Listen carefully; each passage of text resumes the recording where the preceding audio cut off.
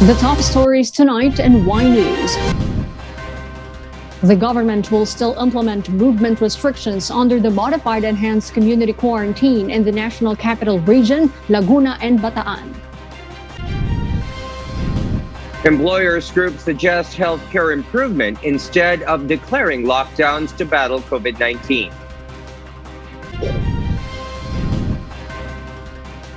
The police are now looking into the possibility of anomalies in the distribution of cash assistance in other areas or cities following the arrest of a fixer in Pasig City. Former Procurement Service Head of the Department of Budget and Management, Lloyd Christopher Lau, is willing to appear before the Senate Blue Ribbon Committee to shed light on the procurement of face masks and face shields. 60 Australians and Afghan visa holders have been moved to safety overnight from Kabul to Al Minhad Air Base or Amab in Dubai last night.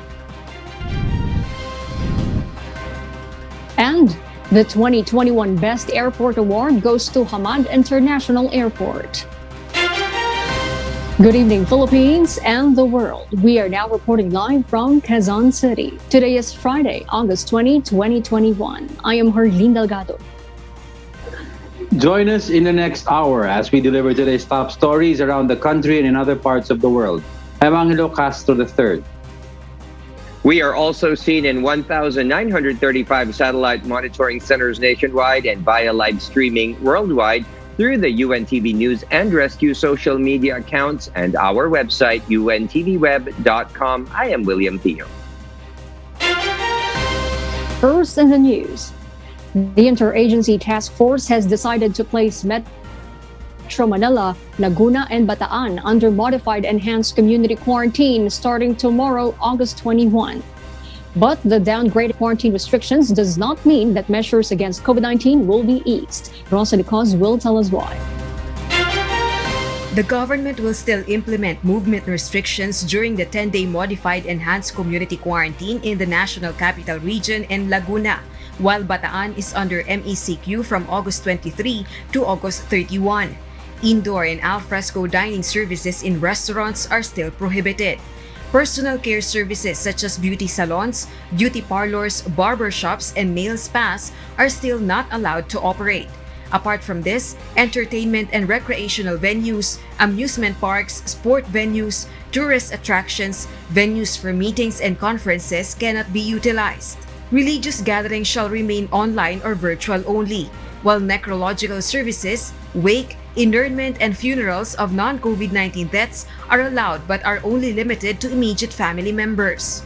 Outdoor exercises will be allowed starting tomorrow from 6 until 9 in the morning. According to Malacanang, the government is employing new strategies to control the COVID-19 outbreak. Ang mga miyembro ng IATF ay nagdesisyon na kinailangan natin ng mga panibagong estratehiya at paraan para magawa ang ating trabaho para makontrol ang lalo pang pagkalat ng COVID-19 ng mga variants. Tandaan na ang community quarantine ay hindi nag-iisang solusyon sa pandemya. Local government units are directed to intensify their vaccination efforts as well as prevent, detect, isolate, treat, reintegrate or PDITR strategies as well as the implementation of minimum public health standards. While workers in permitted industries can resume on-site operations, granular or localized lockdowns in critical areas should be imposed. Movement of persons is limited to accessing goods and services and going to work in permitted industries. Rosa Licos, UNTV News and Rescue. We serve the people, we give glory to God. The Department of Transportation only allows authorized persons outside residence on public transportation during the modified enhanced community quarantine period. Meanwhile, the local government units in the National Capital Region no longer require quarantine passes during the MECQ. Asher Kadapa Jr. tells us why live. Yes, Asher? Arlene, just like during the enhanced community quarantine period, there will be stricter enforcement of safety measures. To ensure this, only authorized persons outside of residence will be permitted to use public transport as mandated by the Interagency Task Force for the Management of Emerging Infectious Diseases. Transportation Secretary Arthur Tugade explains this as the agency retains the supply and capacity of public conveyances across Metro Manila while it is under modified ECQ. Public transportation will continue to observe 50% capacity and one seat apart rule. Checkpoints will continue to operate, but only to ensure protocols are observed inside private and public vehicles. Although the public is encouraged to stay at home while COVID-19 cases are still high, others who are not authorized persons outside residence may already go to some public places while observing the minimum public health standards.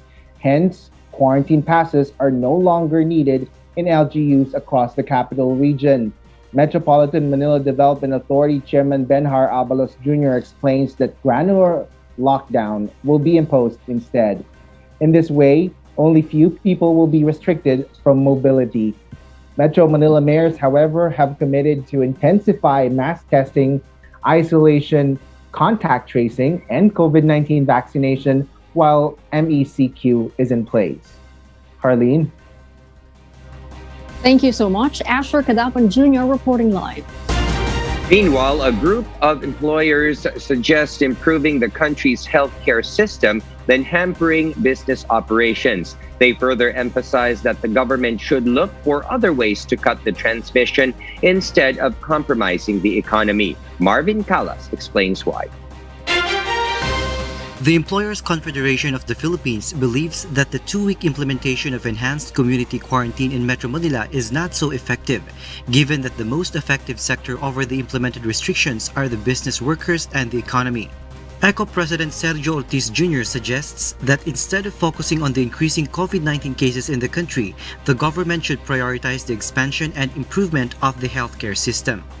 Hindi ko sigurado kung talaga may pag-aaral na sa trabaho na kukuha yan eh.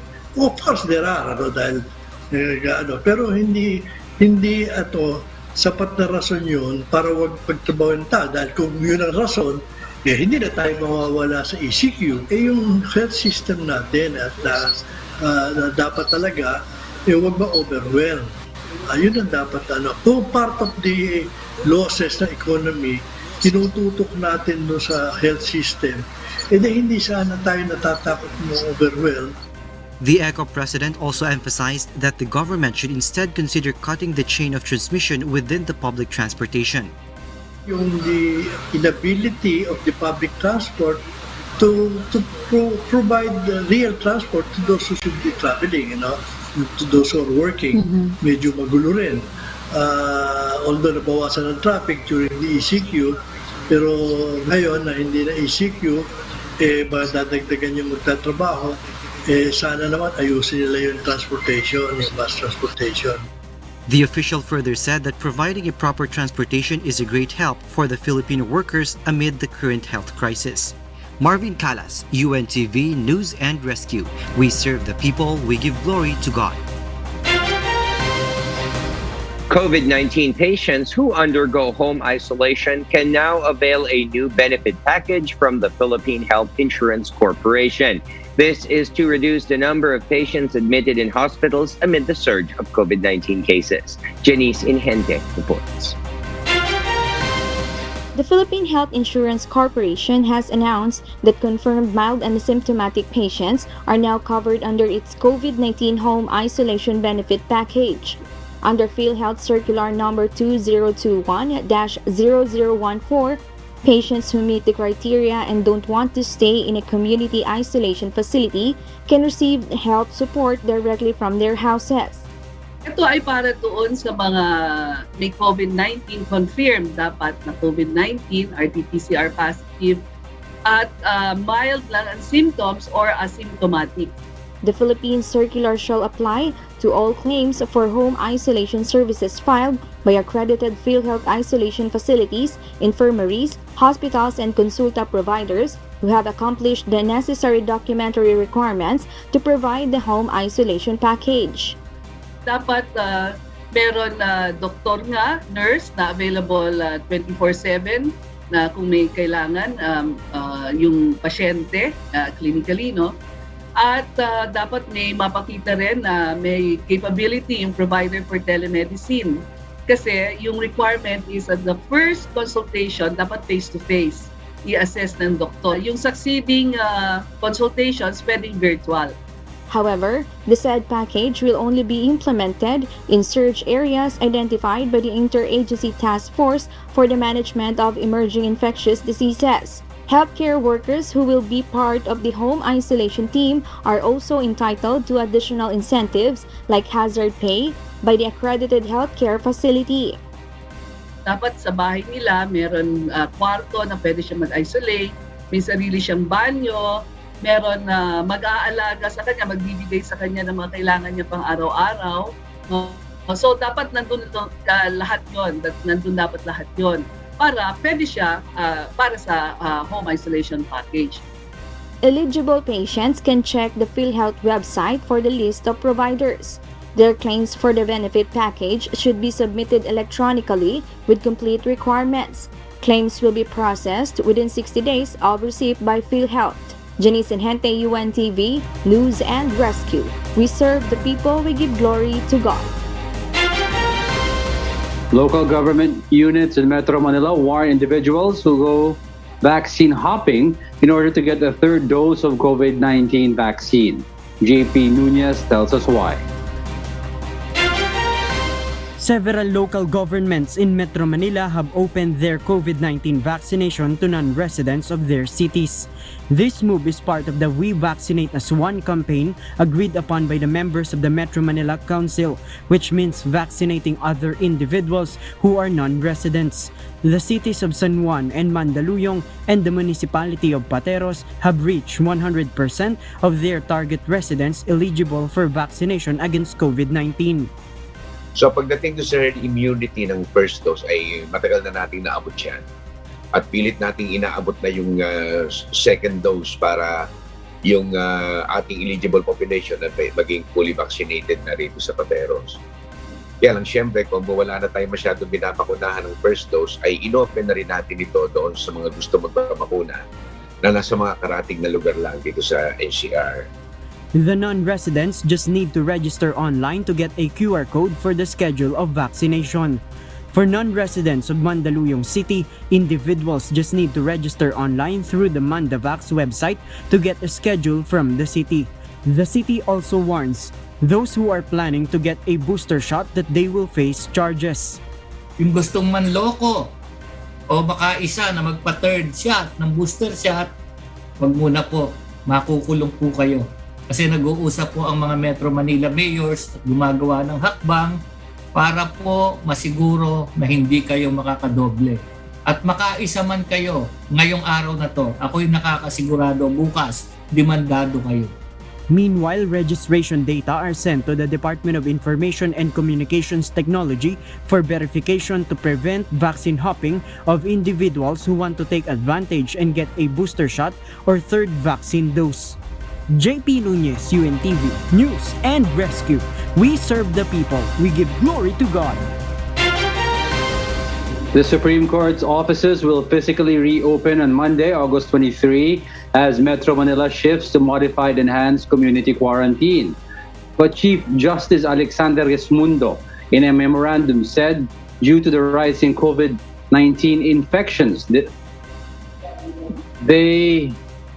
Rations would adopt a 25% skeleton workforce, except in his office and the offices of other associate justices. Meanwhile, other employees should continue working from their homes to maintain their offices' operations and to ensure non-disruption of operation in the courts.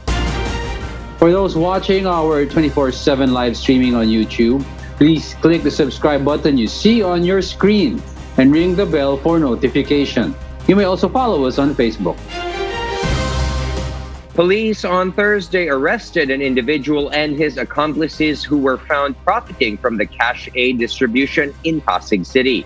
In a series of tweets, Mayor Vico Soto said that the arrested suspect was a fixer who would offer forms to Pasig residents to recruit them in the scam. Asher Kadapan Jr. reports. The police are now looking into the possibility of anomalies in the distribution of cash assistance in other areas or cities. This came after the arrest of an alleged fixer and other suspects in Pasig City yesterday, found to be profiting from the cash aid distribution. The scammer's modus operandi is to offer a quick transaction in exchange for claiming the Pasig government's cash assistance. The recruit would receive 1,000 pesos, with the fixer and validator splitting the remaining 3,000 pesos from the 4,000 pesos financial aid.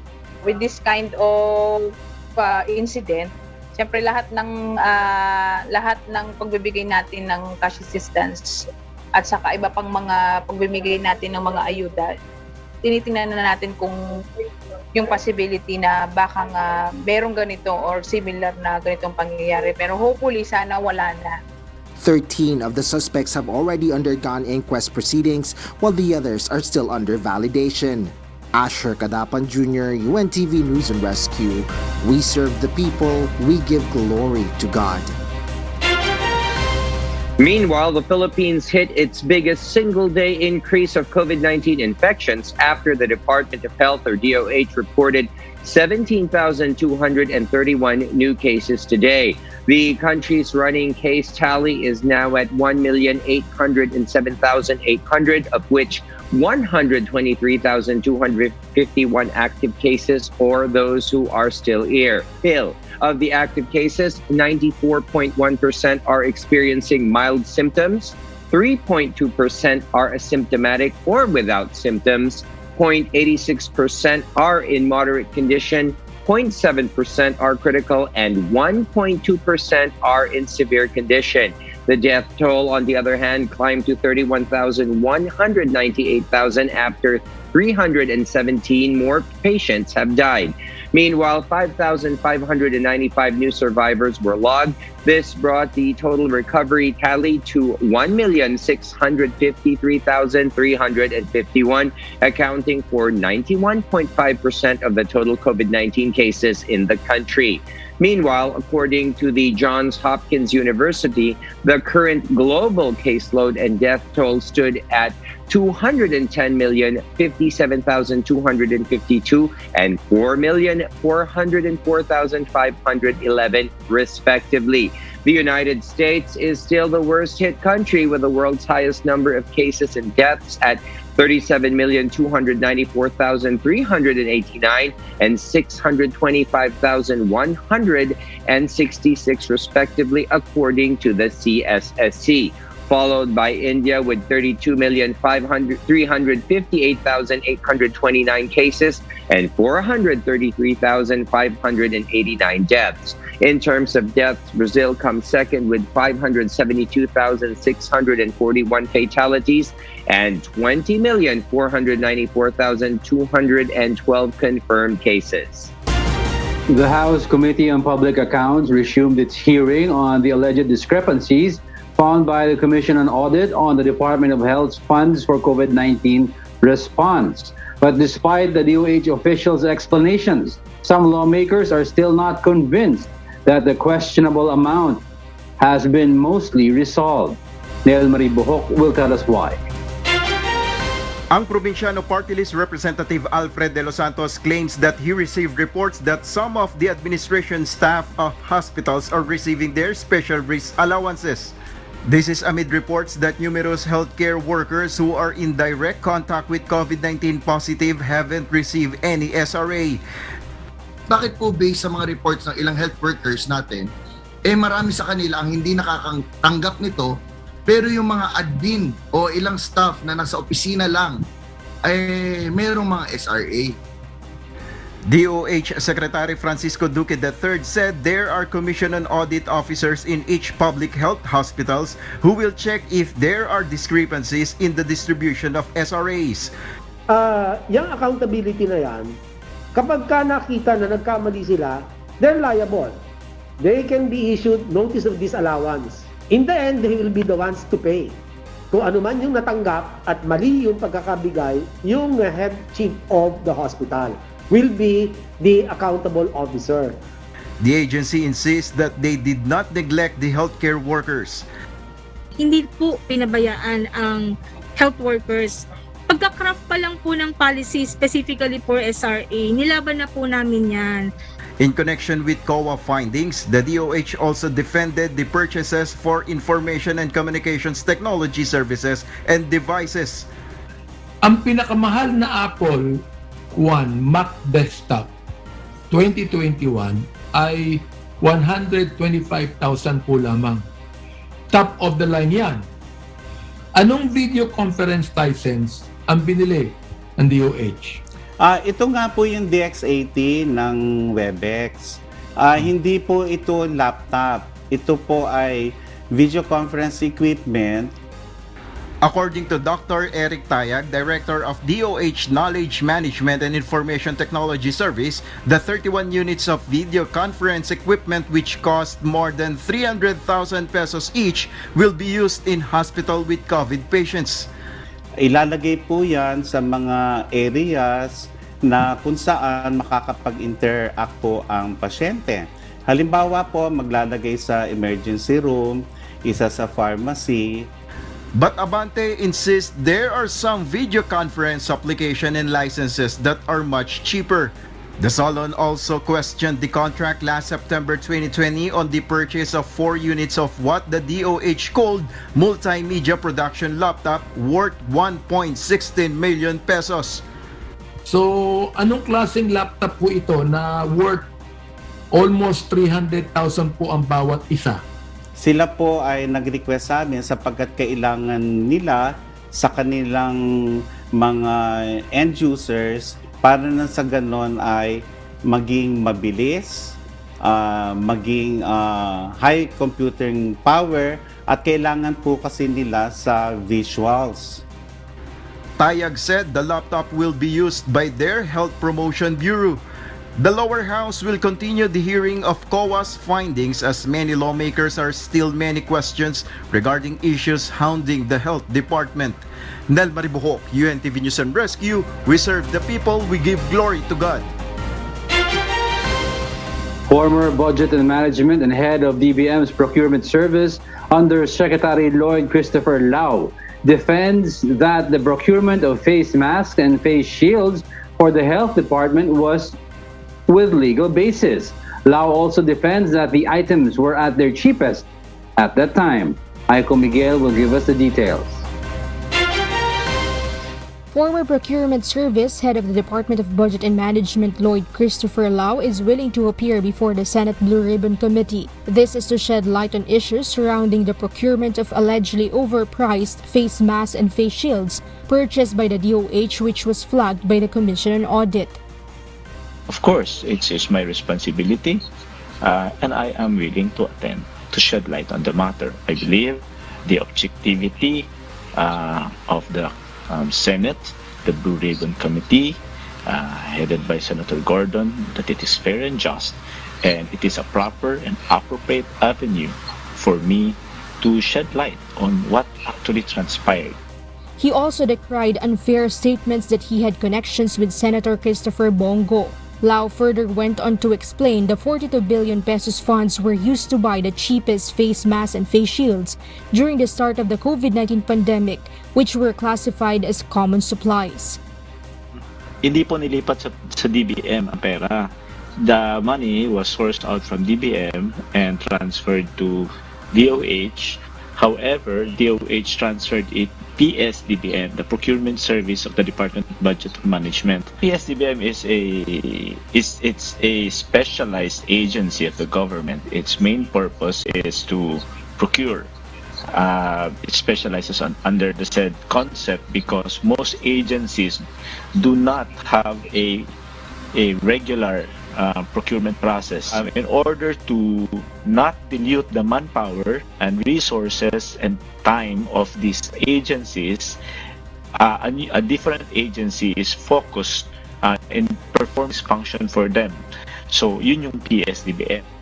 Lau also said there's a legal basis why PSDBM procured face masks and face shields in behalf of the DOH. The PSDBM is tasked to handle large-scale procurements for the coronavirus disease 2019 pandemic response efforts, including the purchase of COVID-19 supplies. Aiko Miguel, UNTV News and Rescue.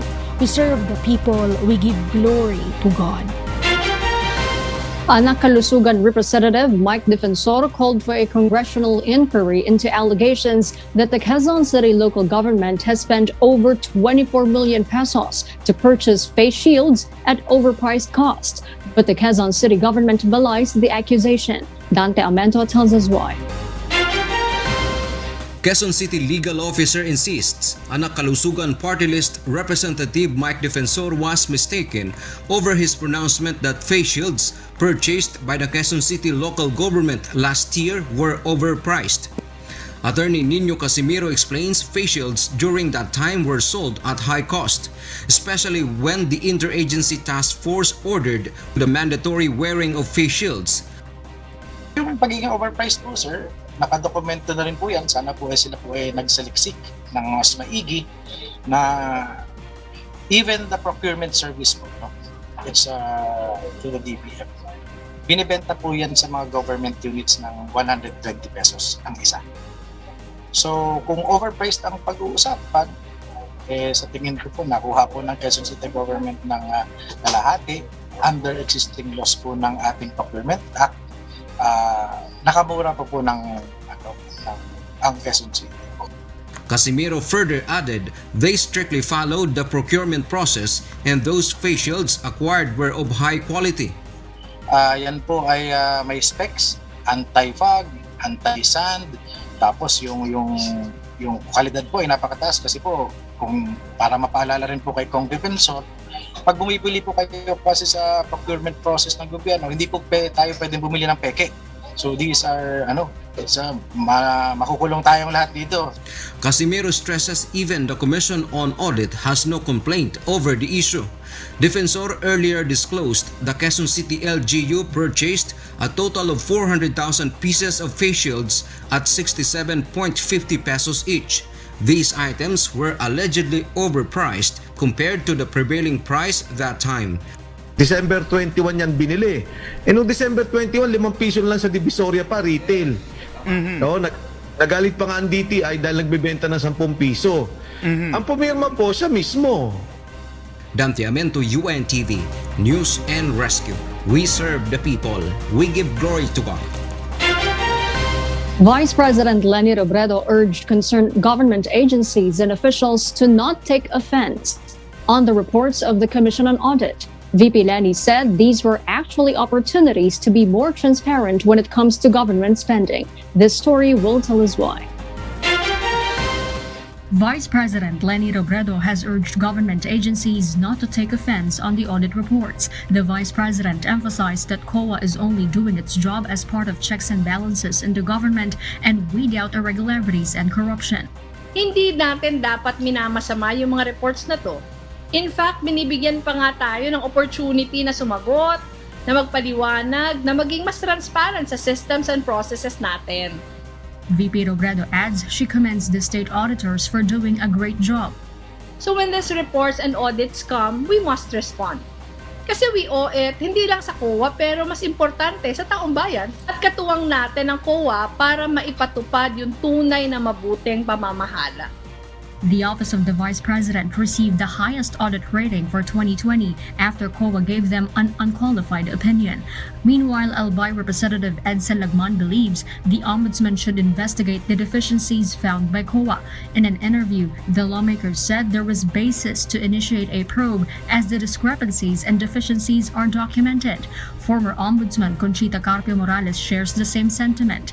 In an interview, Morales said if she were still the Ombudsman, she would activate the Memorandum of Agreement that she signed in 2017 with COA to form a task force that will look into the issue. The agreement was an anti-corruption initiative between the two bodies where they launched joint investigations on audit-related complaints and reports involving at least 100 million pesos. However, Ombudsman Samuel Martires earlier said in a statement that they will wait to the completion of the auditing process as the DOH were given the opportunity to respond and implement the recommendations of COA. The task force against corruption headed by the Justice Department also says the same. For now, the two chambers of Congress have been conducting its separate inquiries on the issue. Harleen Delgado, UNTV News and Rescue. We serve the people, we give glory to God. For those watching us on YouTube, please click the subscribe button you see on your screen and ring the bell for notification. You may also follow us on Facebook. Evacuate Afghans and Australian visa holders trapped in Kabul. Joselito Liquido tells us the details live. Yes, Joselito? 60 Australians and Afghan visa holders have been moved to safety overnight from Kabul to Al Minhab Air Base or AMAB in Dubai last night. As of now, a total of 162 people have now been evacuated through various flights. These include 94 individuals flew from Dubai to Perth overnight, where they have now entered quarantine. It is believed that the evacuees were Australians, customs officers, immigrations, consular and foreign service personnel, and Afghan interpreters. The evacuation was a joint force between the United Kingdom and Australia. Australian Prime Minister Scott Morrison extends his gratitude to Prime Minister Boris Johnson, thanking the Royal Air Force in prioritizing nationals and former employees. The Prime Minister is also extending help to those who are seeking evacuation in Kabul. I also spoke last night to Prime Minister Johnson about these issues and shared our understanding of the situation on the ground. I thanked him also for the support of the UK the night before last in uplifting those Australians and Afghan visa holders who are coming to Australia through their flight, and obviously we will return that favour wherever that's asked of. We haven't been asked to do that to this point in time. Many flights are going in and out, people being able to get people onto those flights, but it is very difficult for people to get through those points getting into the airport. In line with the evacuations, UK spokesperson Dominic Raab details the G7 ministers' goal to rescue Afghan evacuees as well as containing the crisis in Afghanistan. And we're working intensively together to get our people out, to get former Afghan staff out, and to help with citizens from other countries, to get them onto planes out of the country, back home safe and sound. We're also providing a lifeline to refugees. That Afghanistan is never used as a base for terrorism ever again. We've succeeded over 20 years. We've got to make sure those gains aren't lost. We also discuss regional stability and the urgent humanitarian plight. Back to you. Joselito, are there any more rescue flights being planned by the Australian government? Yes, further evacuation plans are underway according to Australian Prime Minister Scott Morrison, but he cautioned that it will be subject to weather and to availability of slots. A total of 162 people have already been evacuated, and federal government in parallel has committed to allocate 3,000 humanitarian visas to accommodate further support. Back to you. Thank you, Joselito Liquido, for that live report. Singapore Prime Minister Lee Hsien Loong has selected Germany as the first Western nation to undergo the trial run of vaccinated travel lane ahead of a border opening up. Queenie Rivera tells us why live. Queenie? Kath, Singapore plans to open its border to welcome fully vaccinated German travelers under the new Vaccinated Travel Lane, or VTL. This allows quarantine-free paths to and from Germany. VTL would mark the start of the resumption of air travel in Singapore, according to the country's transport minister. The Singapore government has chosen Germany among Western countries based on overall risk and operational assessments, with 58% of Germany's population have been fully vaccinated, while nearly 64% have at least one dose. Quarantine-free paths between the two countries are only valid for passengers who will meet the requirements of VTL. This includes 21-day stay in Germany and Singapore before departure, pre-departure PCR test with negative results 2 days before flight, a PCR test at Singapore Changi Airport upon arrival, and 2 post-arrival PCR tests, one on day 3 and the other on day 7 of their stay in Singapore. They must also fly only on dedicated VTL flights, where 7 flights to and from Frankfurt and Munich are scheduled per week starting September 8. However, if COVID cases soar and hospitalizations accelerate in the country, its reopening could be delayed or pushed back. If proved successful, VTL will gradually extend to other countries. Brunei, with only 64 daily average infection, was also chosen as part of the trial run of VTL. Kath? Yes, Queenie, can you give us an update about the vaccination rate in Singapore now? Is it the same level as Germany? Actually, Kath, almost 80% of Singapore's population have been fully vaccinated now, which goes to say it's a lot higher than Germany's 58%. That's why the government is pushing ahead with this travel bubble. Although officials believe that even with high vaccination rates, Singapore is not going to reach herd immunity. And they also warn the citizens that they must be mentally prepared that cases will rise. Back to you, Kath. Thank you, Queenie Rivera, reporting live from Singapore. Doha's Hamad International Airport has been rewarded as the world's best airport by the annual Skytrax Awards. It is most known for its luxurious and elegant infrastructure that gives a different wow factor overall. The airport was inaugurated in 2014 and became the first in the Middle East to have received the 5-star award COVID-19 safety rating given by Skytrax through a 3-day on-site audit conducted in October 2020. Retaining its second position on the list is Japan's Haneda Airport, considered the busiest airport in the country and awarded as the world's cleanest airport. Then came third was once the number 1 airport in the world, Singapore's Changi Airport, which has won this year's Best Staff Award, followed by Incheon in Seoul, Narita in Japan, Munich Airport in Germany, Switzerland's Zurich Airport, London's Heathrow, Kansai, and Hong Kong. Haiti is now devastated after a 7.2 magnitude quake hit the Caribbean country on August 14. And just days after the earthquake hit, Tropical Depression Grace passed through the area, adding to the challenges of reaching people in need. Now, a group of chefs and volunteers are on the ground right where communities are to join hands in cooking. Nina Armilio tells us why.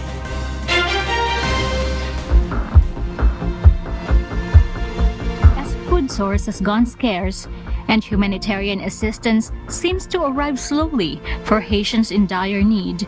A group of chefs and volunteers has extended their helping and cooking hands.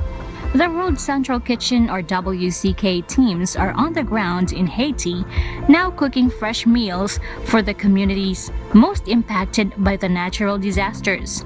In the hard-hit areas of Jeremy and Lakay, WCK has had to transport food via emergency helicopters and planes. Working with the U.S. Coast Guard and hiring their own plane transportation, the teams were able to send sandwiches and hot meals on multiple flights out of Port-au-Prince each day.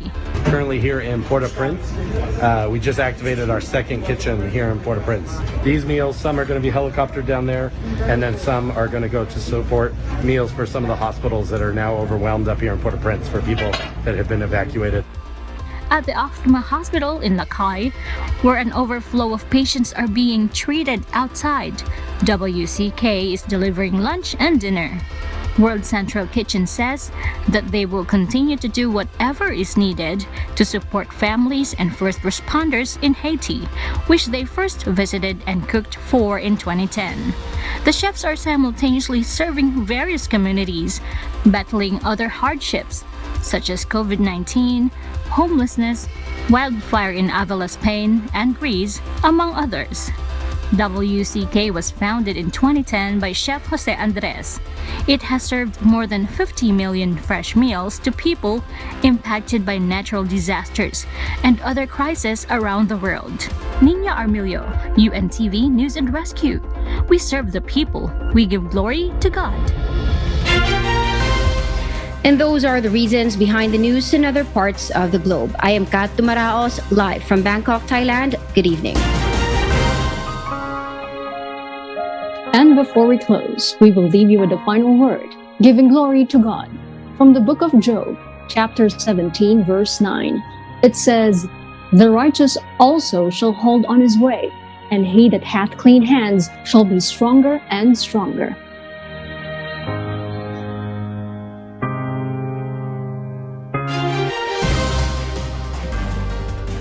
And those are the reasons behind the news, August 20, 2021. I am Herlene Delgado. Reasons we deliver to you as they unfold. I'm Angelo Castro III. And because we need to know, we will always ask why. I am William Theo. We serve the people. We give glory to God. Ang mga miyembro ng IATF ay nagdesisyon na kinailangan natin ng mga panibagong estratehiya at paraan para magawa ang ating trabaho para makontrol ang lalong pang pagkalat ng COVID-19 ng mga variants. Tandaan na ang community quarantine ay hindi nag-iisang solusyon sa pandemya. With this kind of incident, siyempre lahat ng pagbibigay natin ng cash assistance at saka iba pang mga pagbibigay natin ng mga ayuda, tinitingnan na natin kung yung possibility na baka nga merong ganito or similar na ganitong pangyayari. Pero hopefully sana wala na. Of course, it's my responsibility and I am willing to attend to shed light on the matter. I believe the objectivity of the Senate, the Blue Ribbon Committee, headed by Senator Gordon, that it is fair and just, and it is a proper and appropriate avenue for me to shed light on what actually transpired.